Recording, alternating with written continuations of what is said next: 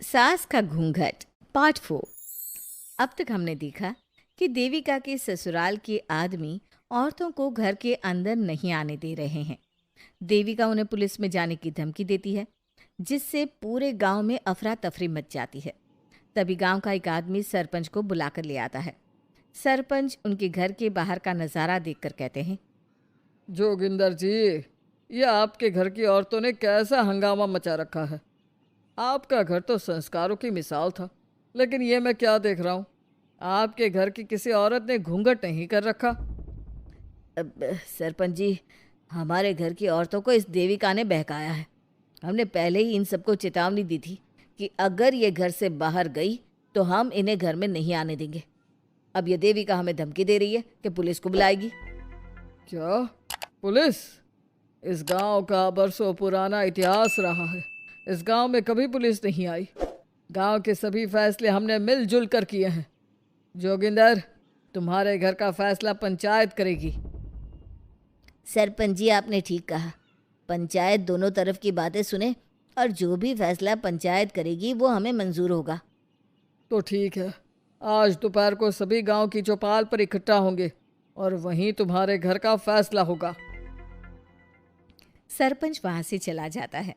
घर के आदमी घर के अंदर जाकर दरवाज़ा बंद कर लेते हैं और घर की औरतें वहीं घर के बाहर पेड़ के नीचे बैठ जाती हैं। तभी विमला कहती है, देविका बहू, तुम्हें भूख लगी होगी ना? नहीं माँ जी, मुझे भूख नहीं लगी, मैं ठीक हूँ। बहू, तेरा बच्चा छोटा है अभी, तुझे भूखा नहीं रहना चाहिए। वीना, सुजाता, जाओ पास में जो पंडित जी का बाग है ना, वहाँ से कुछ फल तोड़ लाओ। वीना और सुजाता पास के बगीचे से खूब सारे फल तोड़ कर ले आती हैं।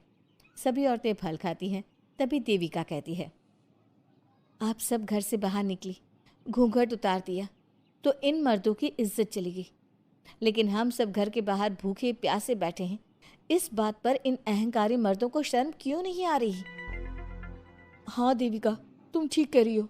अगर हम मर भी जाए ना, तब भी इन मर्दों के लिए इनके बनाए गए नियम कानून ही अहम रहेंगे, हम नहीं।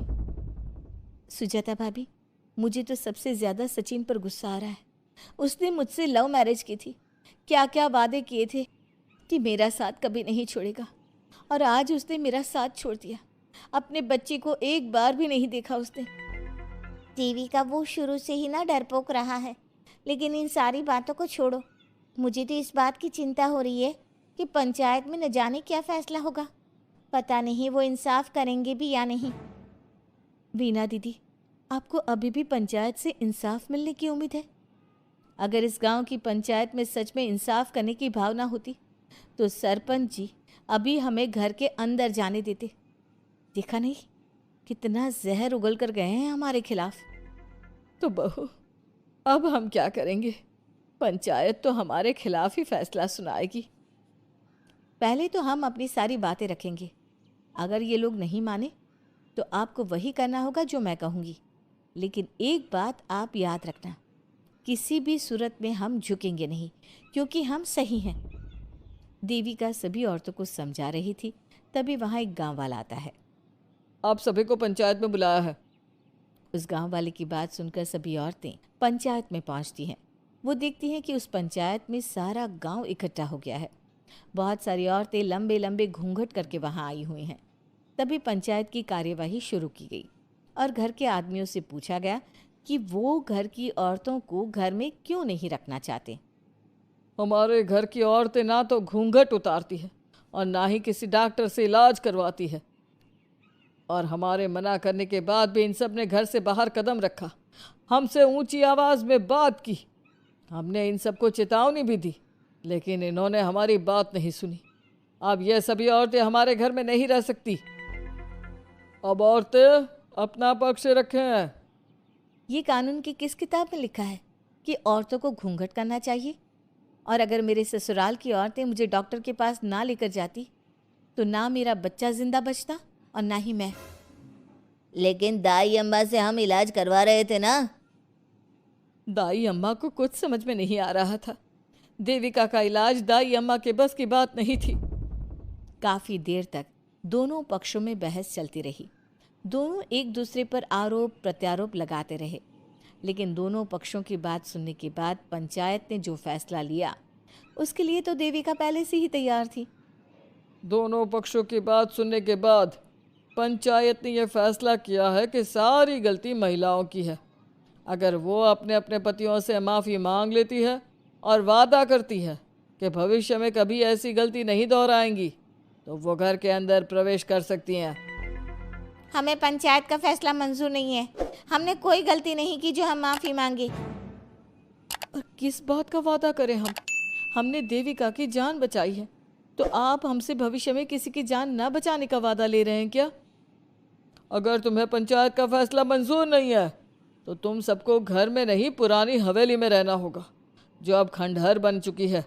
यह खंडहर तुम्हारे घर के सामने ही है।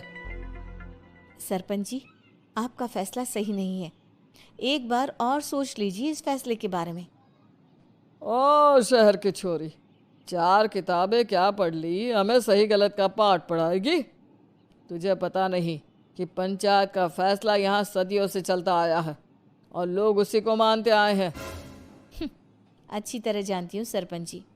अगर मैं चाहूँ तो आपके इस फैसले को कोर्ट की चौखट तक ले जा सकती हूँ।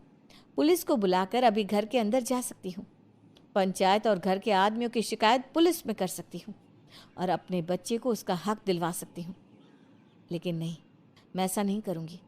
मैं उसी खंडहर में रहूँगी और इस गांव के आदमियों को दिखा दूंगी कि औरत खंडहर को भी महल बना सकती है, और वो भी बिना किसी आदमी की मदद के। सारे गांव की औरतें देविका की बातें सुनकर हैरान हो जाती हैं। उनका जीवन घूंघट और घर की 4 दीवारी के बीच में ही था। कोई औरत अपने हक के लिए पंचायत से भी टकरा सकती है, ये बात उन्होंने पहली बार सुनी थी। अब देविका घर की औरतों के साथ खंडहर में चली जाती है। माँ जी, ये खंडहर तो काफ़ी पुराना है। भाभी, खंडहर पुराने ही होते हैं। मुझे तो डरावना भी लग रहा है। मैं डर की वजह से कभी इस खंडहर के आसपास भी नहीं आई, लेकिन मुझे क्या पता था कि एक दिन इसी में रहना पड़ेगा। ये तो टूटा फूटा भी पड़ा है। माँ जी, एक काम करते हैं, ये खंडहर तो काफ़ी बड़ा है, इसलिए एक हिस्से की साफ सफाई करके उसे ही रहने लायक बना देते हैं। बाद में धीरे धीरे पूरा खंडहर ठीक कर लेंगे। हाँ बहू, तुम ठीक कह रही हो। विमला भाभी और मैं इस खंडहर के टूटे हुए हिस्सों पर मिट्टी और ईंटें लगा देते हैं। सुजाता और वीना, तुम साफ सफाई कर लो। सभी औरतें मिलकर खंडहर के एक हिस्से को सुधारना शुरू कर देती है और काफ़ी देर तक मेहनत करने के बाद वो उस हिस्से को काफ़ी हद तक अच्छा कर लेती हैं। और इसी तरह रात हो जाती है। सभी औरतें बैठकर बात करती है। माँ, हमने इस खंडहर को घर तो बना दिया है, लेकिन ये घर चलेगा कैसे? हाँ माँ जी, मैं भी यही सोच रही हूँ। और हम सब तो बड़े हैं, गर्मी सर्दी भूख कुछ भी आसानी से बर्दाश्त कर सकते हैं। लेकिन देविका का बेटा बहुत छोटा है, उसे तो हमें अच्छी तरह से पालना होगा ना। मैं भी यही सोच रही हूँ कि आगे हमें क्या करना चाहिए। कम्मू और मैं मिलकर मिट्टी का चूल्हा और मिट्टी के बर्तन बना देते हैं। कुछ दिन के लिए खाने का इंतज़ाम भी हो जाएगा, क्योंकि यहाँ पर खेत और बाग बगीचे आसपास ही है, कहीं से कुछ भी ले सकते हैं। पहले आप मुझे ये बताइए कि आप सब लोगों को आता क्या है? मतलब कोई ऐसा काम जिसका आपको शौक हो, जो आपने बचपन से किया हो। बहू, तेरे दिमाग में चल क्या रहा है? माँ जी, बहुत कुछ चल रहा है।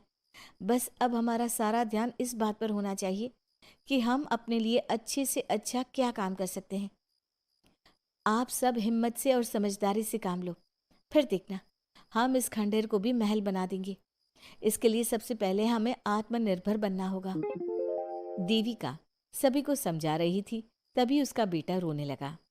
उसने अपने बेटे को गोद में उठाया और उसे चुप कराने लगी। अब देविका के सामने सबसे बड़ी चुनौती थी कि वो किस तरह से ससुराल की औरतों को आत्मनिर्भर बनाए और किस तरह से अपना घर चलाए। हमारे प्यारे दर्शकों, अब आप बताइए, देविका और घर की सभी औरतों ने अपने पतियों से माफ़ी ना मांगकर सही किया या गलत? क्या उनका खंडहर में रहने का फैसला सही था? अब देविका को क्या कदम उठाना चाहिए, हमें कमेंट में ज़रूर बताना। हमारी कहानी को लाइक, शेयर और चैनल को सब्सक्राइब करना मत भूलना।